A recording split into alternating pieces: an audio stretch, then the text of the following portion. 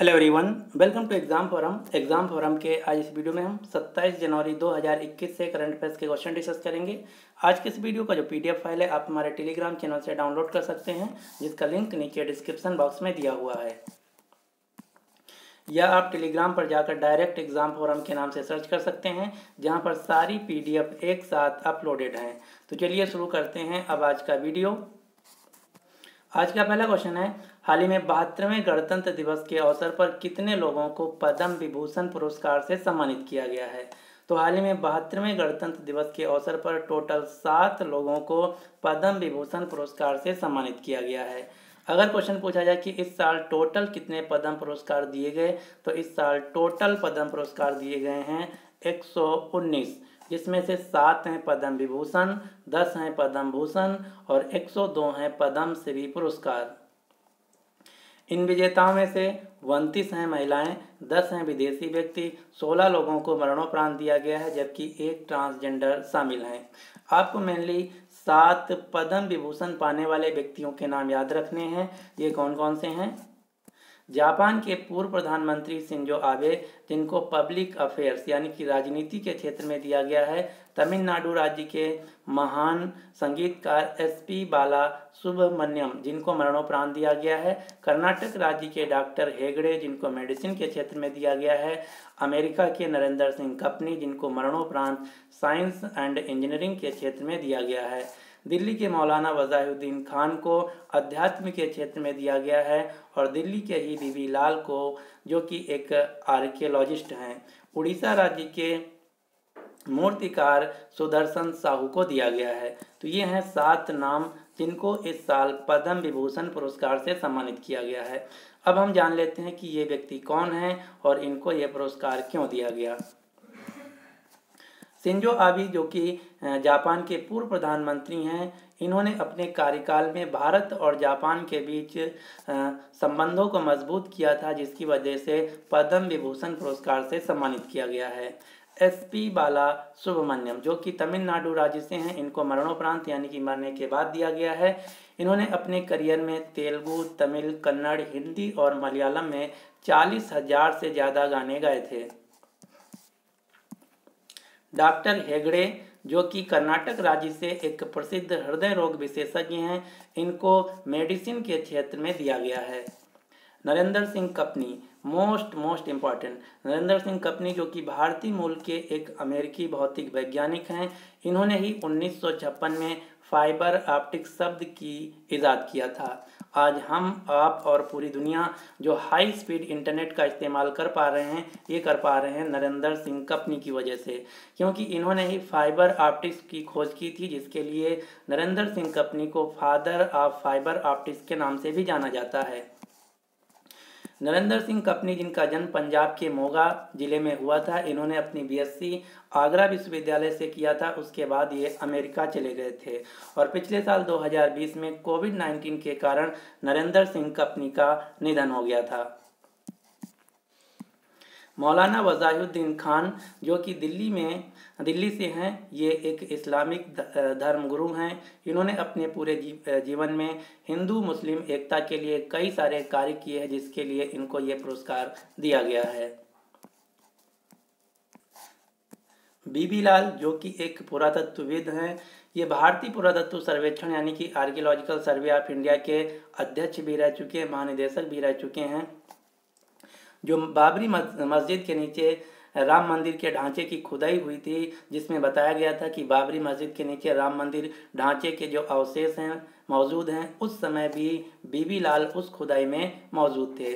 बीबी लाल ने एक पुस्तक लिखा है, उस पुस्तक का नाम है राम, उनकी ऐतिहासिकता, मंदिर और सेतु, साहित्य, पुरातत्व और अन्य विज्ञान। ये पुस्तक है बीबी लाल की, जो कि कई बार एग्जाम में पूछी जा चुकी है। इसके अलावा जो हड़प्पा सभ्यता की खुदाई हुई है कई जगहों पर, उनमें से भी इनका योगदान रहा है।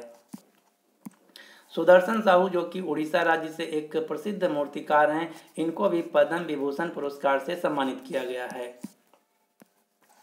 अब आपको 2-3 नाम पद्म भूषण पाने वाले व्यक्तियों के भी नाम याद रखने हैं, जैसे असम के पूर्व मुख्यमंत्री तरुण गोगोई, जिनका हाल ही में निधन हो गया है, इनको पद्म भूषण पुरस्कार से सम्मानित किया गया है। मध्य प्रदेश की सुमित्रा महाजन, जो कि पूर्व लोकसभा अध्यक्ष हैं, इनको भी पद्म भूषण पुरस्कार दिया गया है। बिहार के रामविलास पासवान, जिनका हाल ही में निधन हो गया था, जो कि उपभोक्ता मामले मंत्रालय के मंत्री थे, इनको भी पद्म भूषण पुरस्कार से सम्मानित किया गया है। गुजरात के पूर्व मुख्यमंत्री केशुभाई पटेल को भी पद्म भूषण पुरस्कार से सम्मानित किया गया है। अब हम जान लेते हैं ये पुरस्कार क्या हैं। तो भारत का जो सर्वोच्च नागरिक सम्मान है ये है भारत रत्न, जो कि रेयर लोगों को दिया जाता है। इस साल किसी भी व्यक्ति को भारत रत्न पुरस्कार से सम्मानित नहीं किया गया है। पद्म विभूषण पुरस्कार, जो कि भारत का दूसरा सर्वोच्च सम्मान है, पद्म भूषण, जो कि भारत का तीसरा सर्वोच्च सम्मान है, और पद्म श्री पुरस्कार, जो कि भारत का चौथा सर्वोच्च नागरिक सम्मान है। और इन पुरस्कारों की स्थापना हुई थी, भारत सरकार के द्वारा की गई थी 2 जनवरी 1994 को। अब हम जान लेते हैं कि गणतंत्र दिवस इस साल कौन से नंबर का मनाया गया और क्यों मनाया जाता है। तो 2021 इस साल जो 26 जनवरी को गणतंत्र दिवस मनाया गया, ये था 72वां गणतंत्र दिवस। हमारा जो देश है ये 15 अगस्त 1947 को आज़ाद हो गया था, इसलिए हम 15 अगस्त को हर साल मनाते हैं स्वतंत्रता दिवस। लेकिन जब आज़ाद हुआ था उस समय हमारे पास संविधान नहीं था, तो तब से लेके 15 अगस्त 1947 से लेकर जब तक हमारा संविधान लागू हुआ, उसके बीच भारत सरकार अधिनियम 1935 लागू था। उसके बाद हमारा संविधान बन गया। 26 नवंबर 1949 को संविधान के कुछ भागों को लागू कर दिया गया था, लेकिन पूर्ण रूप से हमारा संविधान 26 जनवरी 1950 को लागू हुआ था पूरे देश में। इसलिए हर साल 26 जनवरी को गणतंत्र दिवस यानी कि रिपब्लिक डे के रूप में मनाया जाता है। अगला क्वेश्चन है, हाल ही में किस शहर की पुलिस ने ई बीट मोबाइल ऐप सिस्टम को लॉन्च किया है। तो हाल ही में तमिलनाडु राज्य के मदुरई शहर की पुलिस ने ई बीट मोबाइल ऐप सिस्टम को लॉन्च किया है। अब हम जान लेते हैं कि ई बीट मोबाइल ऐप सिस्टम क्या है। तो ये एक प्रकार का ऐप है और इसमें मदुरई शहर के कई स्थानों पर QR कोड चिपकाया जाएगा। जब कोई पुलिस पेट्रोलिंग टीम किसी भी स्थान पर पेट्रोलिंग कर रही होगी, तो उस समय जो पुलिसकर्मी होंगे अपने मोबाइल से उस QR कोड को स्कैन करेंगे, जिससे कि एक संदेश पहुंच जाएगा उस पुलिस की हेडक्वार्टर में, और उससे पता चल जाएगा हेडक्वार्टर में कि जो पुलिस टीम पेट्रोलिंग कर रही इस वक्त कहां पर है। एग्जैक्ट लोकेशन पुलिस पेट्रोलिंग का पता चल जाएगा। यही है ई बीट मोबाइल एप्लीकेशन, जो कि तमिलनाडु राज्य के मदुरई शहर की पुलिस ने लॉन्च किया है।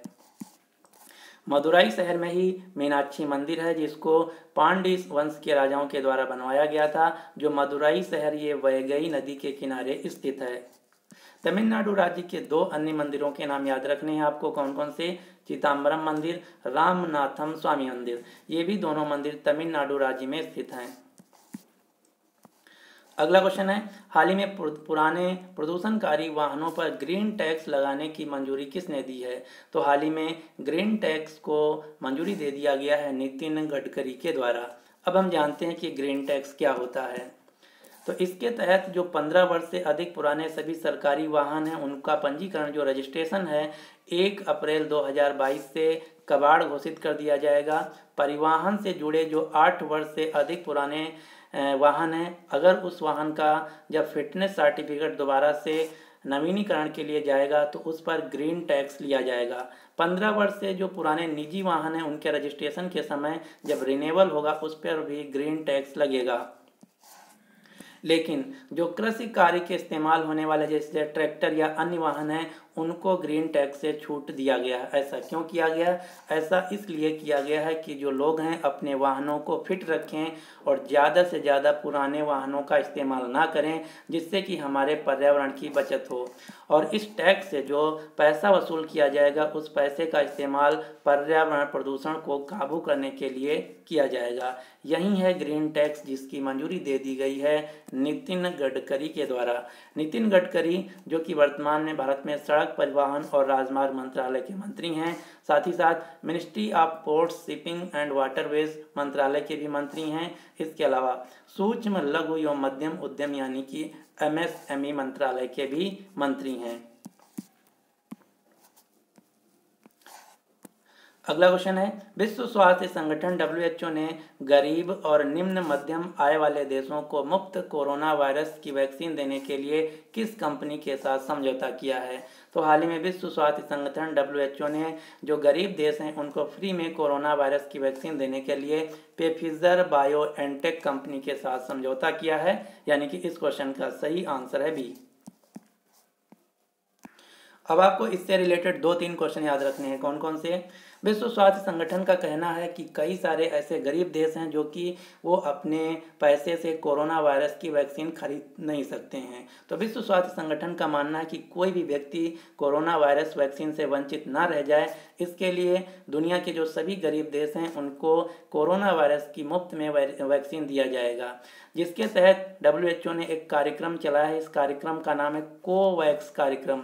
कोवैक्स कार्यक्रम के तहत WHO के द्वारा जो गरीब देश हैं उनको फ्री में कोरोना वायरस की वैक्सीन दी जाएगी।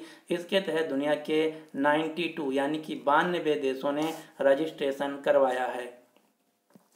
WHO का कहना है कि कोवैक्स के तहत पूरी दुनिया को हम 2 बिलियन जो डोजेज हैं फ्री में देंगे और इसके पहले फेज में 40 मिलियन डोजेज 92 देशों को दिया जाएगा।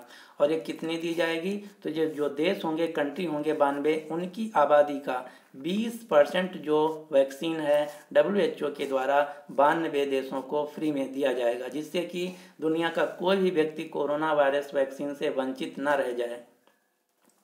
इसके लिए WHO ने एक संस्था भी बनाया। इस संस्था का नाम है गवी। गवी का फुल फॉर्म है global alliance for vaccine and immunisation, और इसका दूसरा नाम है द वैक्सीन अलायंस। इसका जो पूरा कार्यक्रम चलाया जाएगा कोवैक्स का, इसके लिए जो वैक्सीन दी जाएगी ये दी जाएगी गवी संस्था के द्वारा। और जो गवी संस्था को पैसा दिया जाएगा ये दिया जाएगा अमीर देशों के द्वारा। साथ ही साथ जो दुनिया के अरबपति व्यक्ति हैं जैसे बिल गेट्स, रतन टाटा, विप्रो के अजीम प्रेम जी, इन सभी के द्वारा गवी को पैसा दिया गया है कोरोना वायरस वैक्सीन के लिए। अब आपको यहाँ से एक क्वेश्चन याद रखना है। हाल में भारत के स्वास्थ्य मंत्री डॉक्टर हर्षवर्धन को गवी बोर्ड का मेंबर चुना गया है। इसके अलावा WHO विश्व स्वास्थ्य संगठन के एग्जीक्यूटिव बोर्ड के चेयरमैन के रूप में भी भारत के स्वास्थ्य मंत्री डॉक्टर हर्षवर्धन को चुना गया है। विश्व स्वास्थ्य संगठन जिसका मुख्यालय स्विट्जरलैंड के जिनेवा में, इसकी स्थापना हुई थी 7 अप्रैल 1948 को। इसीलिए हर साल 7 अप्रैल को विश्व स्वास्थ्य दिवस मनाया जाता है। वर्तमान में विश्व स्वास्थ्य संगठन के हेड हैं टेड्रस आधानोम, जो कि इथोपिया देश से हैं। वर्तमान में विश्व स्वास्थ्य संगठन की मुख्य वैज्ञानिक हैं सौम्या स्वामीनाथन, जो कि भारत से हैं। सौम्या स्वामीनाथन के पिता का नाम है MS स्वामीनाथन। MS स्वामीनाथन, जिन्हें भारत में हरित क्रांति का जनक कहा जाता है। अब आपको 2-3 क्वेश्चन याद रखना है कोरोना वायरस वैक्सीन से, जो कि भारत से रिलेटेड हैं। जैसे कि कोविड-19 वैक्सीन के प्रशासन के लिए केंद्र सरकार के द्वारा जो समिति गठित की गई है, उस समिति के अध्यक्ष हैं RS शर्मा। भारत में कोरोना वायरस वैक्सीन के लिए फर्स्ट फेज शुरू किया गया था 16 जनवरी को, जिसमें फ्री में कोरोना वायरस की वैक्सीन दी जाएगी हेल्थ केयर वर्कर्स तथा फ्रंट लाइन वर्कर्स को। भारत सरकार ने भारत में 2 कोरोना वायरस की वैक्सीन को मंजूरी दिया है। कौन कौन सी? कोविशील्ड, जिसको serum institute of India Pune के द्वारा बनाया गया है। कोवैक्सीन, जिसको भारत बायोटेक कंपनी हैदराबाद के द्वारा बनाया गया है। भारत सरकार ने कोविड-19 वैक्सीन के रजिस्ट्रेशन के लिए कोविन नाम का ऐप तैयार किया है। तो इतने क्वेश्चन आपको कोविड-19 वैक्सीन से याद रखना है। अगला क्वेश्चन है, हाल ही में कौन सा राज्य सगुन नामक योजना लागू करने जा रहा है? तो जो सगुन नामक योजना है ये लागू की जाएगी पंजाब राज्य में। सगुन योजना के तहत पंजाब राज्य के जो कंस्ट्रक्शन वर्कर हैं उनकी बेटियों की शादी में सरकार के द्वारा 51,000 रुपये दिए जाएंगे, जिससे कि वो अपनी बेटियों का आसानी से शादी और विवाह कर पाएँ।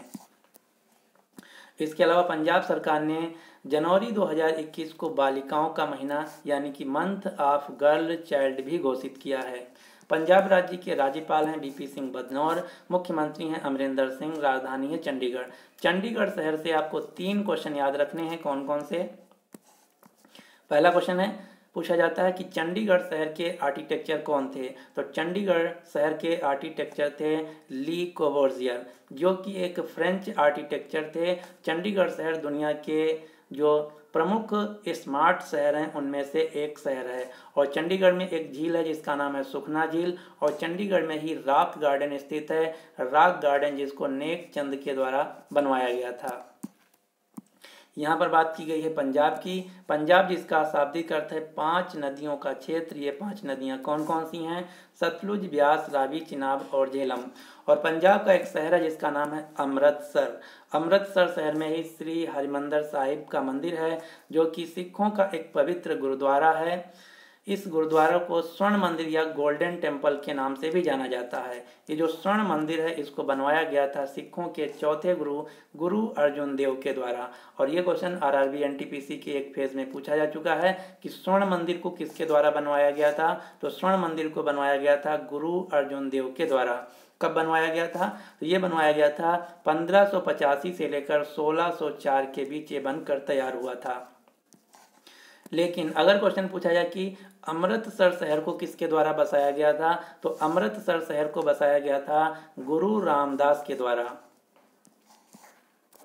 यहाँ पर बात की गई है अमृतसर शहर की, तो अमृतसर शहर से एक क्वेश्चन और याद रखना है, जलियांवाला बाग हत्याकांड जो कि अमृतसर शहर में स्थित है। अमृतसर शहर में जलियांवाला बाग में 13 अप्रैल 1919 बैसाखी के दिन कई सारे लोग रोलेट एक्ट के विरोध में इकट्ठा हुए थे, जहां पर एक अंग्रेज ऑफिसर जनरल डायर ने निहत्था लोगों पर गोली चलाने का आदेश दे दिया, जिसकी वजह से हजारों लोगों की मौत हो गई थी। दूसरा क्वेश्चन पूछा जाता है कि जनरल डायर को किसके द्वारा गोली मारी गई थी, तो जनरल डायर को 13 मार्च 1904 को लंदन के कैस्टल हॉल में जब मीटिंग से वापस आ रहा था जनरल डायर, तो भारत के महान व्यक्ति उधम सिंह ने इनको गोली मार के उड़ा दिया था।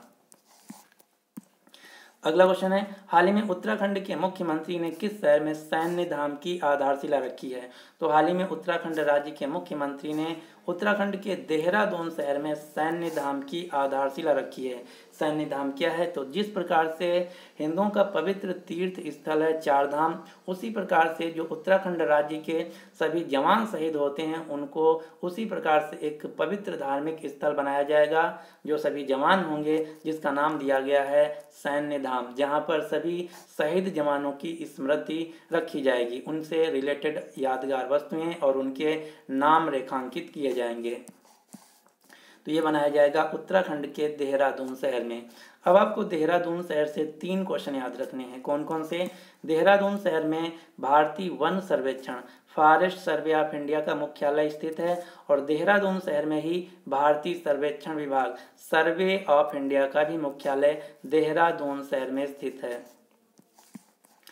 भारतीय सर्वेक्षण विभाग यानी कि सर्वे ऑफ इंडिया से 3 क्वेश्चन आपको याद रखने हैं। कौन कौन से? क्वेश्चन पूछा जाता है कि जो हमारा संविधान है, हमारे संविधान की जो पहली 1000 कापियां हैं, इनकी प्रिंटिंग कहाँ हुई थी? तो भारतीय संविधान की पहली 1000 जो कापियां हैं, इनकी छपाई हुई थी देहरादून के सर्वे ऑफ इंडिया के कार्यालय में। लेकिन आपको याद रखना है, जो भारतीय संविधान की मूल प्रति थी, ये हिंदी और अंग्रेजी दोनों भाषाओं में हाथ से लिखी गई थी, और इसको लिखा गया था प्रेम बिहारी नारायण राजदा के द्वारा। जो भारतीय संविधान की मूल प्रति है, जो कि हाथ से लिखी गई थी, इसको भारतीय संसद के लाइब्रेरी में हीलियम के केस में रखा गया है। ये सारे क्वेश्चन एग्जाम में पूछे जाते हैं, तो आपको याद रखना है। पहली जो 1000 कापियाँ थी, इनकी प्रिंटिंग हुई थी देहरादून के सर्वे ऑफ इंडिया में। जो भारतीय संविधान की मूल लिपि थी, मूल प्रति थी, इसको हिंदी और अंग्रेजी भाषा में प्रेम बिहारी नारायण राजदा के द्वारा लिखा गया था। और जो भारतीय संविधान की मूल प्रति है, ये भारतीय संसद की लाइब्रेरी में हीलियम के एक केस में रखी गई है। इसके अलावा उत्तराखंड से आपको कुछ अन्य क्वेश्चन याद रखने हैं, जैसे कि हाल ही में उत्तराखंड की 1 दिन के लिए मुख्यमंत्री बनाई गई थी सृष्टि गोस्वामी। उत्तराखंड राज्य ने बाल सुलभ पुलिस स्टेशन को शुरू किया है। उत्तराखंड राज्य सरकार ने मनरेगा के तहत कार्य करने वाले मजदूरों के दिनों की संख्या 100 से बढ़ाकर 150 कर दिया है। भारत का पहला कवक यानी कि लाइकेन पार्क स्थापित किया गया उत्तराखंड के मुनस्यारी शहर में। भारत का पहला परागकणकर्ता पार्क खोला गया है, पॉलिनेटर पार्क खोला गया है उत्तराखंड के हल्द्वानी शहर में। उत्तराखंड राज्य की राज्यपाल हैं बेबी रानी मौर्य। मुख्यमंत्री त्रिवेंद्र सिंह रावत। यहाँ की दो राजधानियाँ हैं, समर की गैरसैंण, विंटर की देहरादून। जो गैरसैंण राजधानी है ये उत्तराखंड की राजधानी 2020 में बनी है। उत्तराखंड राज्य से आपको 6 नेशनल पार्क के नाम याद रखने हैं। कौन कौन से? Jim Corbett national park, Rajaji national park, valley of flower national park, Nanda Devi national park, Gangotri national park, Govind पशु नेशनल बिहार। जो जिम कॉर्बेट नेशनल पार्क है ये भारत का पहला राष्ट्रीय पार्क है जिसको 1936 में राष्ट्रीय पार्क का दर्जा दिया गया था, जो कि उत्तराखंड राज्य के नैनीताल शहर में स्थित है। छोटा चार धाम जो कि हिंदुओं का एक पवित्र धार्मिक परिपथ है जिसके अंतर्गत 4 स्थान आते हैं। कौन कौन से? बद्रीनाथ, केदारनाथ, गंगोत्री और यमुनोत्री। ये चारों जो पवित्र स्थल हैं ये उत्तराखंड राज्य में स्थित हैं। जबकि जो 4 धाम है ये पुरी, रामेश्वर, द्वारिका और बद्रीनाथ को मिलाकर बोला जाता है। बद्रीनाथ जो कि उत्तराखंड राज्य में है, द्वारिका गुजरात में है, रामेश्वर तमिलनाडु राज्य में है, पुरी उड़ीसा में है। तो आपको एग्जाम में याद रखना है छोटा 4 धाम पूछा जा रहा है या सिर्फ 4 धाम पूछा जा रहा है। भारत का सबसे ऊंचा बांध है टिहरी जो कि भागीरथी नदी पर उत्तराखंड राज्य में स्थित है। अगला क्वेश्चन है, हाल ही में किस देश के प्रधानमंत्री ग्यूसेप कॉन्टे ने अपने पद से इस्तीफा दे दिया है? तो हाल ही में इटली के प्रधानमंत्री ग्यूसेप कॉन्टे ने अपने पद से इस्तीफा दे दिया है। आप ये जो फोटो में देखना ये हैं इटली के प्रधानमंत्री ग्यूसेप कॉन्टे। क्यों दे दिया? क्योंकि इन पर आरोप था कि इन्होंने कोरोना वायरस को अच्छे से हैंडल नहीं किया, जिसकी वजह से अपने पद से इस्तीफा दे दिया। इटली जो कि यूरोप महाद्वीप का देश है, इटली की राजधानी है रोम। इटली से आपको एक ज्वालामुखी का नाम याद रखना है। इस ज्वालामुखी का नाम है माउंट एटना। माउंट एटना जो कि एक सक्रिय ज्वालामुखी है, ये इटली देश में स्थित है। इसके अलावा इटली की राजधानी रोम से आपको 3 संस्थाओं के नाम याद रखने हैं। कौन कौन से? विश्व खाद्य कार्यक्रम, वर्ल्ड फूड प्रोग्राम जिसका मुख्यालय इटली की राजधानी रोम में। इसकी स्थापना हुई थी 1961 में। वर्तमान में विश्व खाद्य कार्यक्रम के हेड हैं डेविड बेस्ले। और विश्व खाद्य कार्यक्रम को इस साल दिया गया था नोबेल शांति पुरस्कार 2020, इसलिए यह संस्था इंपॉर्टेंट हो जाती है, आपको याद रखना है। इसके अलावा 2 अन्य संस्थाएं हैं। कौन कौन सी? फूड एंड एग्रीकल्चर ऑर्गेनाइजेशन, खाद्य एवं कृषि संगठन, इसका भी मुख्यालय इटली के रोम शहर में है। इसकी स्थापना हुई थी 1945 में। और खाद्य एवं कृषि संगठन के वर्तमान में हेड हैं क्यू डोंग्यो जो कि चीन देश से हैं। तीसरी संस्था है international fund for agriculture development IFAD, अंतर्राष्ट्रीय कृषि विकास कोष। इसका भी मुख्यालय इटली के शहर रोम में है।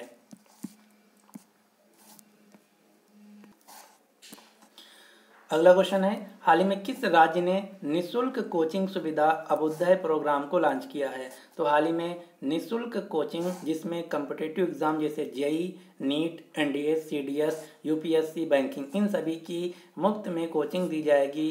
ये योजना शुरू की गई है उत्तर प्रदेश सरकार के द्वारा और इस प्रोग्राम का नाम है अभ्युदय योजना। उत्तर प्रदेश जहाँ की राज्यपाल हैं आनंदीबेन पटेल जो कि मध्य प्रदेश राज्य की भी राज्यपाल हैं। उत्तर प्रदेश राज्य के मुख्यमंत्री हैं आदित्यनाथ। राजधानी है लखनऊ जो कि गोमती नदी के किनारे स्थित है। हाल ही में लखनऊ नगर निगम ने शहर को पॉलीथीन मुक्त बनाने के लिए थैला बैंक योजना को शुरू किया है। लखनऊ शहर से आपको 3 संस्थानों के नाम याद रखने हैं। कौन कौन से? SIDBI, small industry development bank of India, भारतीय लघु उद्योग विकास संघ। दूसरा है केंद्रीय औषधि अनुसंधान संस्थान CDRI। तीसरा भारतीय गन्ना औषधि संस्थान। ये तीनों संस्थान स्थित हैं लखनऊ उत्तर प्रदेश में। कानपुर में जो कि उत्तर प्रदेश का एक शहर है, देश का पहला मेगा लेदर पार्क स्थापित किया जाएगा। भारत का पहला ट्रांसजेंडर विश्वविद्यालय उत्तर प्रदेश के कुशीनगर जिले में स्थापित किया जाएगा। भारत का पहला गिद्ध संरक्षण केंद्र उत्तर प्रदेश के महाराजगंज जिले में स्थापित किया जाएगा। वर्चुअल कोर्ट के जरिए अदालतों में सुनवाई शुरू करने वाला भारत का पहला राज्य बन गया है उत्तर प्रदेश। हाल ही में उत्तर प्रदेश सरकार ने युवाओं को सरकारी नौकरी ढूंढने के लिए उद्यम सारथी ऐप लॉन्च किया है। जो राम जन्मभूमि है, जो प्रभु श्री राम का मंदिर है, ये उत्तर प्रदेश के अयोध्या में स्थित है और ये सरयू नदी के किनारे स्थित है। जो राम जन्मभूमि तीर्थ क्षेत्र ट्रस्ट बनाया गया, इस ट्रस्ट के अध्यक्ष हैं महंत नृत्य गोपाल दास। जनसंख्या के आधार पर भारत का सबसे बड़ा राज्य है उत्तर प्रदेश और लोकसभा में सबसे ज़्यादा सीटें हैं उत्तर प्रदेश से, जो कि टोटल हैं 80। ताजमहल जो कि विश्व के 7 अजूबों में से एक है, ये ताजमहल उत्तर प्रदेश के आगरा शहर में यमुना नदी के किनारे स्थित है। इसको शाहजहां के द्वारा 1632 से लेकर 1653 के बीच बनवाया गया था। ताजमहल के वास्तुकार यानी कि आर्किटेक्चर थे उस्ताद अहमद लाहौरी। यूनेस्को ने इसको विश्व धरोहर स्थल में भी शामिल किया है। और हाल ही में आरआरबी एनटीपीसी एग्जाम में पूछा गया था कि ताजमहल किस वर्ष बनकर तैयार हुआ था, तो ताजमहल 1653 में बनकर तैयार हुआ था। ये क्वेश्चन आरआरबी एनटीपीसी के एग्जाम में पूछा जा चुका है। अगला क्वेश्चन है, हाल ही में किस राज्य ने एक पौधा सुपोषित बेटी के नाम योजना शुरू किया है, तो हाल ही में राजस्थान राज्य में, यहाँ पर शायद ऑप्शन नहीं है तो आपको याद रखना है, एक पौधा सुपोषित बेटी के नाम योजना शुरू की गई है राजस्थान राज्य में। इस योजना का उद्देश्य है बेटियों के जन्म को एक उत्सव के रूप में मनाने तथा गर्भवती महिलाओं तथा बच्चों के पोषण के बारे में जागरूक करने के लिए ये योजना शुरू की गई है। जो एक पौधा सुपोषित बेटी के नाम योजना है, ये बेटी बचाओ बेटी पढ़ाओ योजना के तहत शुरू की गई है। बेटी बचाओ बेटी पढ़ाओ योजना से आरआरबी एनटीपीसी के एग्जाम में कई बार क्वेश्चन पूछे जा चुके हैं। तो जो बेटी बचाओ बेटी पढ़ाओ योजना है, इसका उद्देश्य था चाइल्ड सेक्स रेशियो को मेंटेन करना, साथ ही साथ महिलाओं को सशक्तिकरण से जोड़ना। इस योजना को शुरू किया गया था 22 जनवरी 2015 को। किसके द्वारा? भारत के प्रधानमंत्री नरेंद्र मोदी के द्वारा। कहाँ से? हरियाणा के पानीपत शहर से। और इस योजना की ब्रांड एम्बेसडर हैं नेशनल माधुरी दीक्षित, और हरियाणा राज्य ने भी अपना ब्रांड एम्बेसडर बनाया है साक्षी मलिक को। और यहाँ से क्वेश्चन पूछा गया था आरआरबी एनटीपीसी के एग्जाम में कि बेटी बचाओ बेटी पढ़ाओ योजना कहाँ से शुरू की गई थी, तो ये शुरू की गई थी हरियाणा के पानीपत शहर से। अगला क्वेश्चन है, हाल ही में किस राज्य सरकार ने पंख योजना को शुरू किया है, तो हाल ही में पंख नाम की योजना शुरू की गई है मध्य प्रदेश राज्य के द्वारा। इस योजना का उद्देश्य है बालिकाओं को सुरक्षित रहकर उनका विकास करना और उनको सशक्त बनाना। यहाँ पर पंख योजना का फुल फॉर्म भी है P फॉर प्रोटेक्शन यानी कि सुरक्षा, A फॉर अवेयरनेस यानी कि जागरूकता, N for nutrition, K for knowledge और H फॉर हेल्थ स्वास्थ्य। तो आपको याद रखना है पंख नामक जो योजना है ये बेटियों को सशक्त बनाने के लिए मध्य प्रदेश सरकार के द्वारा शुरू की गई है। मध्य प्रदेश राज्य के मुख्यमंत्री हैं शिवराज सिंह चौहान, राज्यपाल हैं आनंदीबेन पटेल जो कि उत्तर प्रदेश राज्य की भी मुख्यमंत्री हैं। मध्य प्रदेश राज्य की राजधानी है भोपाल। अब आपको मध्य प्रदेश से 3 जगहों के नाम याद रखने हैं। कौन कौन से? सांची का स्तूप जो कि भोपाल के निकट स्थित है, इसको महान शासक अशोक के द्वारा बनवाया गया था।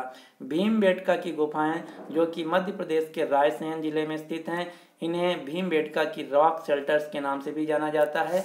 खजुराहो के मंदिर जो कि मध्य प्रदेश के छतरपुर जिले में स्थित है, जिसको चंदेल शासकों के द्वारा बनवाया गया था। और इन तीनों को यूनेस्को की विश्व धरोहर इस सूची में शामिल किया जा चुका है और ये तीनों जो जगहें हैं मध्य प्रदेश में स्थित हैं।